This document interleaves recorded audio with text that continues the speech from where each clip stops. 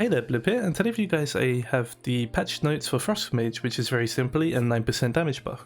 Will this make Frost Mage viable now and raiding Mythic Plus in PvP?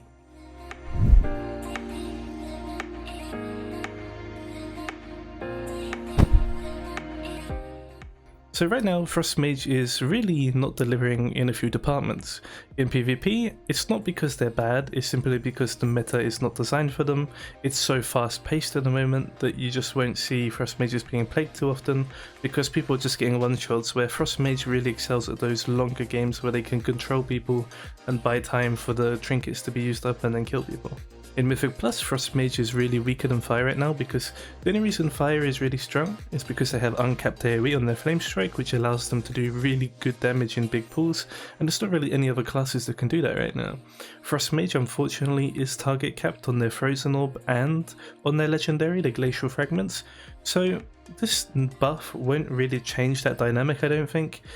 Because, you know, in high-end Mythic Plus at least, if you want to do push keys, sometimes you don't even bring a Fire Mage, you'll bring a Marksman Hunter, so I don't think this buff will help too much in Mythic Plus, but I do think you'll see mages now on certain keys where their target cap, you know, can be played around, where you're going to be pulling like 5 targets fairly frequently for their Frozen Orb and for their Glacial Fragment Legendary.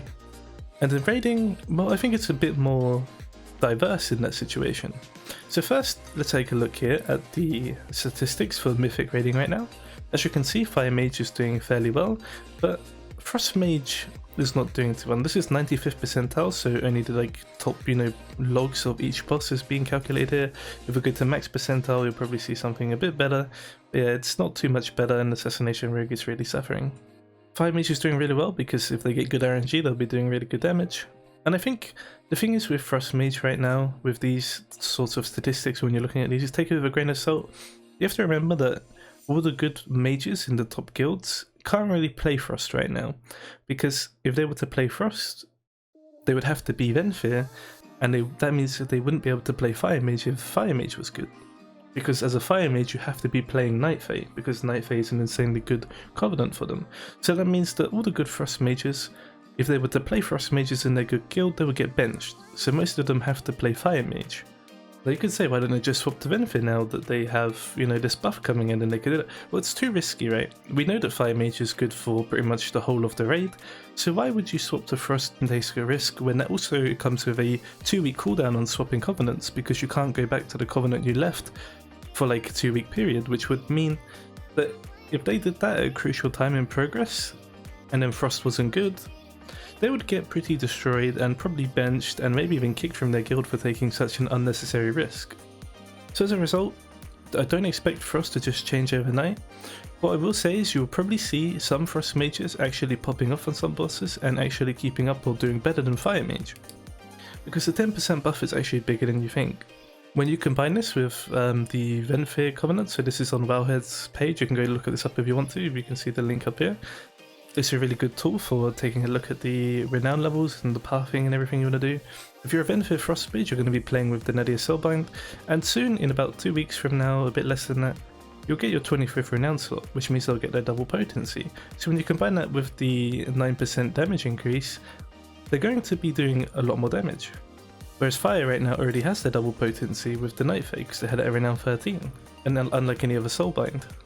Although they will get a bit more power when they can unlock Corian, because he has a very good Soulbind buff, but that'll be really later on, and the damage increase won't be too much higher than Dreamweaver, although it will be significant. Either way, if we look at the other difficulties as well, you'll see the same sort of trend here. Frost Mage is just really not performing very well right now, so this buff will help push them into decent territory. It definitely is a needed buff and a welcome one. But then we have to look at some other things as well. So most of the, you know, top Frost Mages with the highest item level are playing Fire right now. But you have to remember, eventually people will get this Conduit, which is the Icy Propulsion one, up higher and higher and higher. As the expansion goes on, this is going to get to, let's have a look here, item level 330, I believe this is as far as it goes, but let's be realistic and say it goes up to here. You'll get 1.6 seconds of your Icy Veins every time you crit. When you factor this in with having your crit cap, and you just take a look at the future of the expansion, you're going to see that Frost Mage is actually looking like it's going to scale very well. Now, we don't know what other system Blizzard are going to put in place in the future with the tier sets that could change everything, or even more systems, more abilities, more conduits, more soulbinds. You get the drift. There could be more stuff that could change this, but if things stay on the predicted path as they look now, Frost will actually scale into one of the best specs, because they'll have their crit cap, they'll be able to play Rune of Power, they'll have obviously their full soulbind, and they will have really short Icy Vein cooldowns. Plus they'll be playing Venthyr, and Venthyr is very good. I think eventually you'll actually be able to get your Icy Veins cooldown, even now, if you get good crits, you'll be able to get your Icy Veins cooldown down to the same timer as your Mirrors of Torment cooldown, which means your Icy Veins value is going to go up a lot. You're going to have longer Icy Veins because you're getting more Ice Lances off because of the Brain Freeze procs you're getting from your Mirrors of Torment. And as a result, as you can see, the potential for Frost Mage is insane. It's there. Frost Mage will most likely at some point be one of the go-to specs in this expansion, just because of how good their scaling is looking. But anyway, back to the start of this discussion, will you see Frost Mage being played after this hotfix? I think the real answer to that is yes and no. I think in 2 weeks time you'll definitely see a lot more Frost Mages with the double potency and the Venthyr. That will help them out a lot. I think that the 10% damage buff will also help make them more visible in the meters, but I don't think they will overtake fire. In raiding at least, I really don't think they'll overtake fire, but they will on certain fights. On pure single target, I think they'll still be a bit behind, but on fights like Huntsman, they'll definitely overtake Fire Mage on this one. On Sun King, I don't think they can because there's too many targets. On the Nether, there is potential, probably not Council of Blood, it's definitely not Sludge Fist, that is 100% a Fire Mage fight, there's no better spec for that fight. Maybe Affliction Morlocks. But then Stone Legion, now this is what I started progressing on Mythic recently, and honestly I'm thinking of trying Frost on the reset when it comes out, the buff, because I think Frost Mage is going to be very good on this fight, because on Mythic there's exactly 5 ads you can have up at a time, and even more, sometimes 6. But either way, the point is that as a Frost Mage you always can have damage for those, because you're going to have your Glacial Fragments legendary up, and yeah, it's going to give you considerable damage. And when it comes to AoE, being a Night Fae is not a problem, because it's actually pretty decent, especially on a fight like that. So I will give Night Fae a try, a Night Fae Frost Mage a try when the reset happens and the buff comes. Otherwise, yeah, I think Frost is going to be in a way better spot. It's definitely not going to be better than Fire still, but it's not going to be that far off, especially when they get the double potency. I don't think it'll change them being seen in PvP. I think in Mythic Plus, I think you'll definitely see Frost Mages in some keys like Theatre of Pain where the pools aren't that big.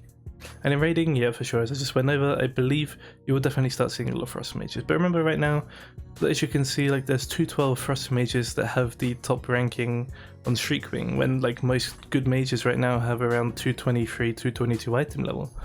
So yeah, just wait for it. I'm sure their time will come. You just have to be patient. Give it a few weeks, and I definitely think you'll start seeing a lot of Frost Mages start competing with Fire Mages on certain fights. Otherwise, that's all for this video. I hope you found it helpful and insightful. I definitely think we will be playing Frost Mage at some tier in this expansion, just because of how the relic scaling works and how you're going to have such short cooldown on your Icy Veins and just other things like that. I think Frost is just a very good spec when it comes to scaling. When they get a 33% crit cap and stuff like that, like they'll be able to have short Icy Veins because of the relic I told you about, which means they're going to have, you know, more Rune of Powers in that window, and just so on. They're going to really have a high uptime on the Icy Veins because of how many, you know, Ice Lances they're going to get from the thingy proc. Then they also have the legendary that gives them more Frostbolt casts with the legendary, so, you know, Frost Mage is looking very promising. I think it just needs the time to bloom. But yeah, thanks for watching this video. I really hope you enjoyed it, and I will see you in the next one.